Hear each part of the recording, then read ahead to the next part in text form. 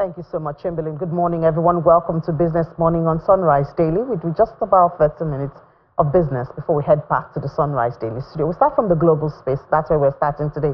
Oil prices, they paused their recent advances, receding on Tuesday after surging more than 7% in the previous 3 sessions on supply concerns prompted by fears of a wider Middle East conflict and the potential shutdown of Libyan oil fields. Now let's look at the numbers. It's not so much, it's not as much as yesterday, but it's red 0.2% for Brent at $81.25. So we noticed that compared to this time yesterday, there's been an increase on the price, going from about $79 to $81.25 there, even though now we see receding off that. WTI also is down 0.4% at $77.14. A bit of increase right there, but still within the field. So major drivers of oil price this morning: oil fields in eastern Libya that account for almost all the country's production will be closed, and production and exports will be halted.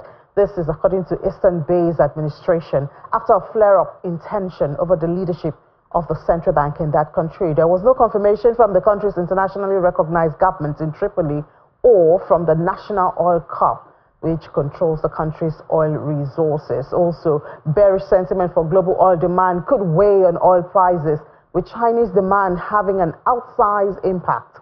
The potential closure of Libya's oil fields would tighten supply and could pull the brakes on declining oil prices, which is what we're beginning to see this morning. And then we go to NAFEX for closing of Naira. For yesterday, we see that it's a big drop. So just when we're about to relax and celebrate a little bit of gain on the Naira, we see that there's a huge drop, 1.69%. That's on NAFEM. So it went from 1,517 Naira to 14 Naira to 1,596 Naira 60 kobo. We see that drop right there, reflecting, and just in one trade. So almost everything that we gained in that Friday session that was positive has been eroded. Now, NAFEX on the other side is almost unchanged. 1,598 Naira 7 kobo is what it opened with, and closed at 1,598 Naira 4 kobo. The good thing is that we see it's still consistent at the levels between 1,500 and 1,600, and we have that stability now for some weeks. Now, we move to a bold move to recover outstanding debts of nearly 5 trillion naira by the Asset Management Corporation of Nigeria, AMCON. They announced plans to engage international asset tracers to locate and recover assets in key sectors of the economy. The Managing Director and Chief Executive Officer, Mr. Gbenga Alade, made this known during a media parley in Lagos. By engaging international asset tracers and focusing on key sectors, AMCON aims to recover assets hidden by recalcitrant debtors offshore, including those masqueraded under special purpose vehicles.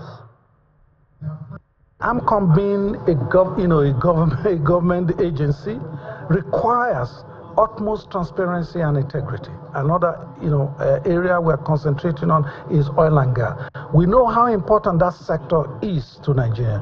AMCON has some oil and gas assets that are being resolved right now that we believe will boost oil output, generate more foreign exchange for the government, and help in the process of economic development as well. We also have telecom. All right, so these are the areas that we are concentrating. Aviation is also there. We want to concentrate in this area because we know that the assets in these areas are big, and once resolved, it will be obvious for every Nigerian to see what AMCON is doing. Yeah, we'll wait and see what AMCON is doing. Now, good news, yesterday we saw Nigeria's GDP went up 3.19% for the second quarter. That's a rise from 2.98%. There you have it. And the president has been elated about this. I'm sure the central bank and all other government arms would have a lot of statements to do about this. So for the second quarter of July, we see that it's 3.19%. We look at the sectors that drove this. We saw the services sector led the growth by 59% to the economy. There you have it. So there you have the oil sector added 5.70. For the non-oil, we see major contribution from there. Services, 58.76%. Agriculture, 22.61%. Industries added 18.62%. So you notice there that services and agriculture are the major drivers. Industries follows, and we know that even from the CBN business survey, a lot of eyes are looking the way of agriculture, to be able to drive that. But the threat of insecurity, obviously, is a big one for that sector. Now, let's talk about this now and see how sustainable this is with Mr. Ayodele. Mr. Ayodele is the Managing Director of Optimus by AfroInvest. Mr. Abel, good morning and thank you for your time. Yeah, good morning, and thanks for having me. All right, so, a lot of reactions have been following these numbers. They look impressive, at least compared to where we're coming from. But some people have said it doesn't really capture our reality. I don't know what your findings have been, if these numbers actually capture our reality as it is now. Okay, thanks. So I think that when we look at it beyond the numbers, that's when we can begin to see there's what we call inclusive growth. So is it inclusive, which means that when you look at the standard of living, you look at the income distribution, which is very important. So it's good that, yes, we're achieving the positive growth rate, and we also want to look at what are those sectors that are contributing. So you spoke about, when you look at the report, the services sector is contributing more. But this sector, when we look at it vis-a-vis ability to employ, while it's doing very well, especially the telecommunication sector. So you look at the half-year result of like MTN Nigeria, Airtel Africa, you would also be able to affirm that this sector is doing well. So in the first half of the year, you see MTN already made about 1.5 trillion naira and over 55% from data. So you would that alluded to the fact that the service sector is supporting. Beyond that, also from the perspective of also the financial sector, they are also doing very well. But these sectors have their limitation in terms of employment. And if we want to have inclusive growth, improved standard of living, these are some of the things that we also need to begin to look out for beyond achieving a positive growth, beyond achieving a growth that is better than the previous quarter. Okay, so we saw that services, agriculture contributed majorly to this. In fact, the non-oil sector contributed more than 94% of it. Is this a seasonal growth? Is it sustainable from your perspective? Okay, thanks. I think sustainability will depend on policy that we use to drive this. The first thing we need to note is that when you look at the agri sector, which is crop production, ranked number one on that list, about 20% contribution. Q2 is the harvest, the planting season. So you would also expect that there will be improvement in planting within that space. But if you also look at data around the ability for us to cultivate, so insecurity in some of those major food producing areas is still very prominent. And as such, it means that we would have achieved more if not for the insecurity. So I think that as we curtail insecurity, there's sustainability. We can also grow better when you look at the crop sector, crop production sector, the trade sector too. Despite a bit of the volatility within the FX environment, you will see the rate at which custom on a daily basis change their rates to reflect the NAFEM rates. That affects business projection, but the businesses are they're able to weather the storm within that space. But what we would see to ensure sustainability is that there needs to be like a renewed approach to see how, especially like the custom rate that has to do with trade, people importing and exporting to be able to project. That is also really very, very important. The telecom sector, price has been frozen for a while within that space.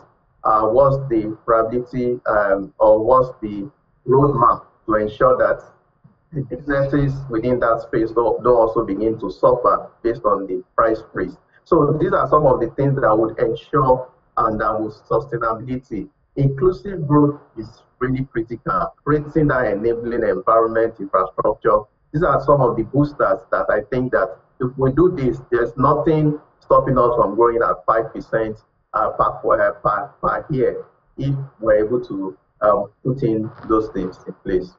Okay, so I think the other issue would be real growth. Beyond the numbers, how much of this is reflecting in the purchasing power and welfare of Nigerians, and how do we translate the numbers to real growth in the life and operations and purchasing power of the people? Okay, thanks. You know, that's why I said that inclusive growth has to do with income distribution. So is it evenly distributed, which is no. So, and that is why that is part of what we need to also work on.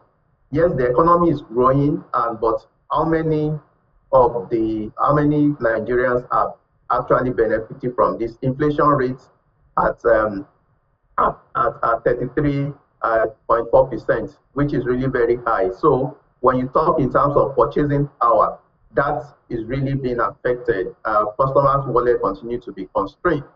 So there's a need to see how that level playing ground, that infrastructure. So if most things you look at developed clients, when businesses set up, there are some things they don't bother about because there's already a structure on ground, a good road, there's power, you don't have to provide that. So that would boost activities within that space and enable the average Nigerian to also be able to increase the ability to earn. So I totally agree that regarding distribution, that there's still a lot that has to be do with that, so that as we try to grow, is evenly distributed. So it's not just a few people that are accounting for the major activity, major boost that we are doing. So I think lastly, how to also trace that is some of those sectors that would impact across the country are not growing as expected.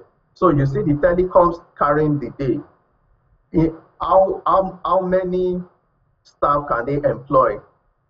Even if they expand today, it's limited. But you look at the agri sector, you look at the manufacturing sector, these are the sectors that the SMEs operating that needs the support. So that needs the growth that would evenly be distributed across the country. All right. So do you see this by the end of third quarter? Do you see building on this? Do you see a retraction? No, I think that we should be able to sustain at least the 3% levels. But like I mentioned earlier, for us to have that inclusive growth, we need to be able to grow at a level of between 5 to 7%. That will begin and look at the critical sectors that can create jobs. The agri sector, the manufacturing sector, the trade sector. These are those sectors that would have more impact on the economy beyond the services sector that has been the major support. All right, Mr. Ayodele, thank you so much for your time and your views this morning. Managing Director, Optimus by AfriInvest. Thank you for having me. Have a good day. You too. Let's take a break now. When we come back, we're staying on this and also see what commodities prices are doing. That's after the break. Just stay with us. Welcome back to watching Business Morning on Sunrise Daily. It's commodities space now. We're talking to Dr. Ifeoma Nwokolo. She's manager research at financial derivatives company. Dr. Nwokolo, good morning and thank you for your time. Good morning. Thank you for having me. Great. So we've seen a decline in inflation. We've seen an increase in GDP. Do we see interest rate cuts in the horizon in Nigeria? Wow. So we have seen inflation decline. That's true. And coupled with the recent MBS GDP report. We hope that MPC meeting is going to be holding in September. To me, I would say I see them maintaining rates. I say this because they will want to monitor inflation. You don't just say because inflation has tapered, you cut rates. It's not visible.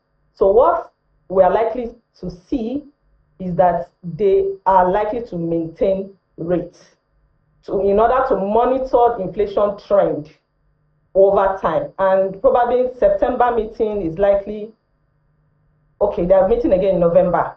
So I think between now and the end of 2024, I don't see there's likelihood that they will maintain rates and also monitor the stability of the FX market. Let's not forget that Fed is set to cut rates in September. So cutting rates in September is an advantage to us if our own rate is still high. So you see that we'll have more of diaspora inflow, that is influx of diaspora inflow investments, that is in the form of FPI. So they are likely to maintain rates, to watch the trend over time. So cutting the rate now is not going to be possible. Also coupled with the fact that our real interest rate is in negative form. You cannot have a real interest rate of negative form and you are cutting rates. So it's when we have like a positive real negative interest rate. So cutting rates will be something to at least to consider. All right, so we'll have to be patient, I see.